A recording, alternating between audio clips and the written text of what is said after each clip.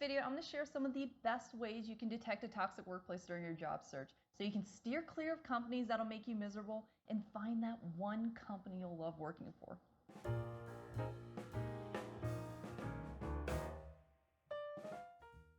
Hi, and welcome back to another segment of T, where I reveal my top tips and tricks to help you excel at work and reach your highest potential.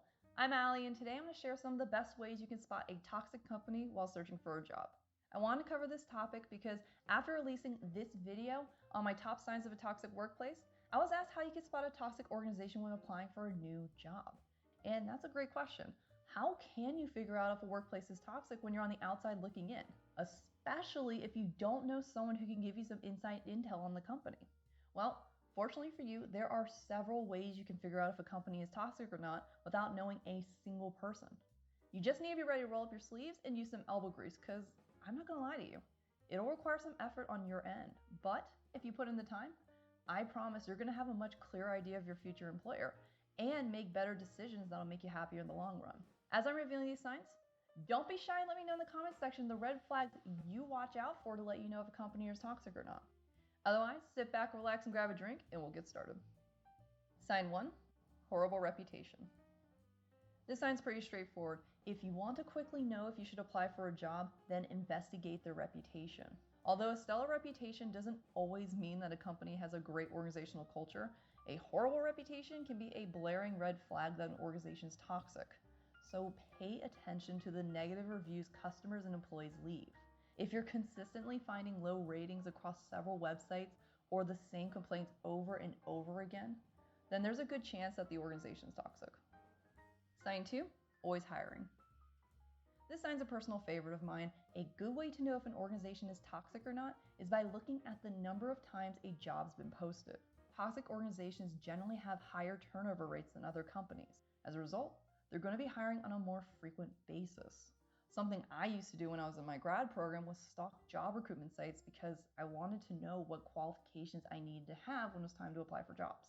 After a couple of years, I started to notice the same schools offering the same position. So obviously I got a little curious, and after some digging, I found out that it was an awful place to work. Employees were miserable. They were either poorly treated by administration, had few resources available to do research, or were overloaded with coursework. So the big takeaway from the story is to pay attention to job postings. If you notice the same jobs popping up on recruitment sites, then there's probably a reason, and that reason might be because the organization is toxic. Sign 3, muddy process. I know many of you don't want to waste your time applying for jobs if there's even a slight chance that the company is toxic. But realistically, you can't spot a toxic culture through websites and online reviews alone. You need to experience the company and its culture for yourself. So you need to apply and go through the hiring process. See, the hiring process can tell you loads about the company's culture and attitude towards their employees. For example, companies that value their employees are going to invest more time and energy into finding the best person for the job. These are the companies that are going to have an intricate hiring process. They're going to have you take several tests and meet different levels of management because they want to be absolutely certain that you're the best fit for the job. On the other hand, toxic companies couldn't care less about their employees. Their only goal is to find a warm body to fill a position. So naturally, they're going to spend fewer resources searching for their next employee, and the hiring process is going to reflect that. They're not going to invest in elaborate tests or have you meet people in management. They're also not going to take the time to refine the hiring process. So if you're noticing that the hiring process is questionably simple or unnecessarily messy when compared to other companies, then there's a good chance that the company doesn't care about its employees and is probably toxic.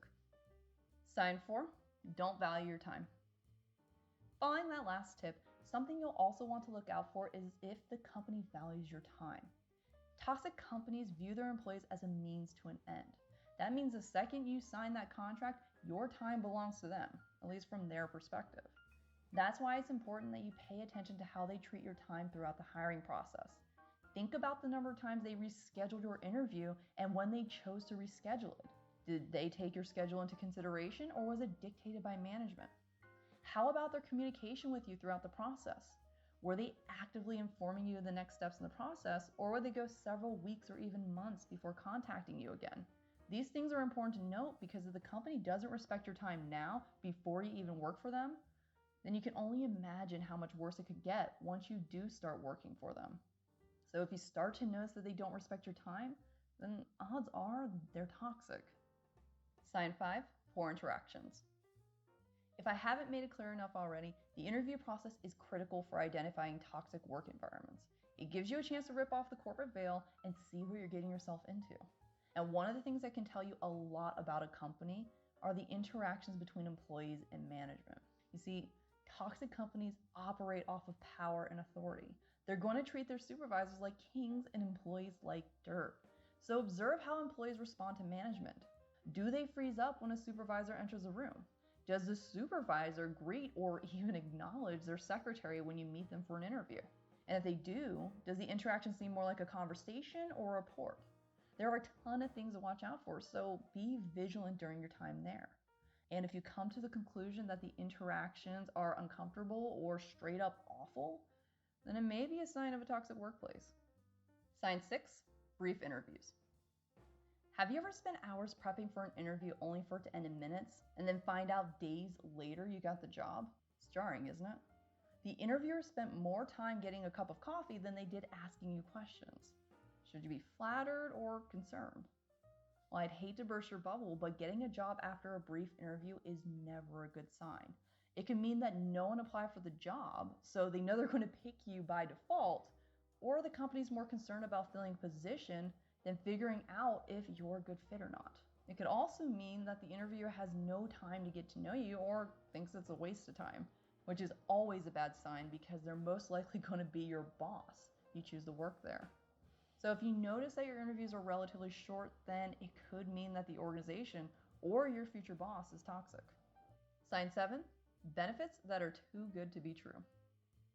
Have you ever applied to a company that offered these amazing, incredible benefits that no one else has?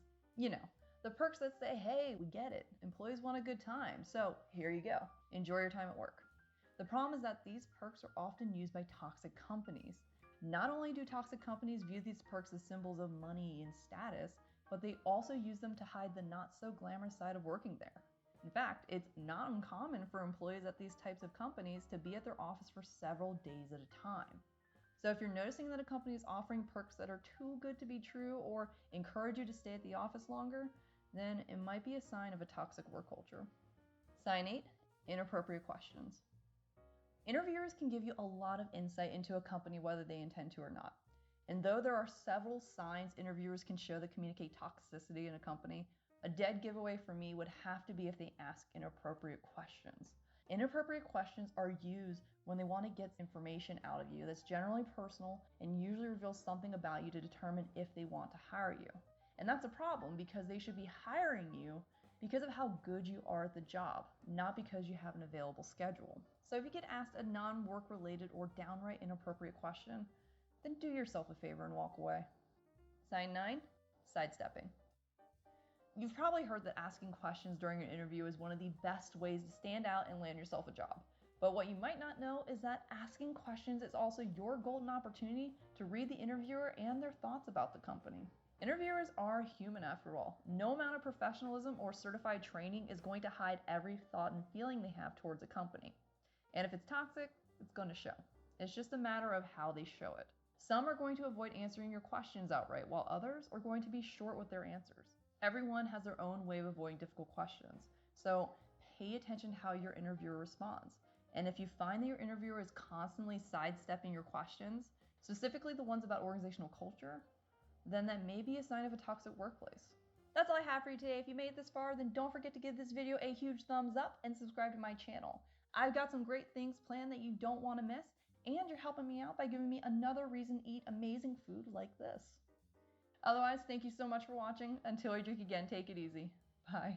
It has been really hard to not eat these as I've been filming, so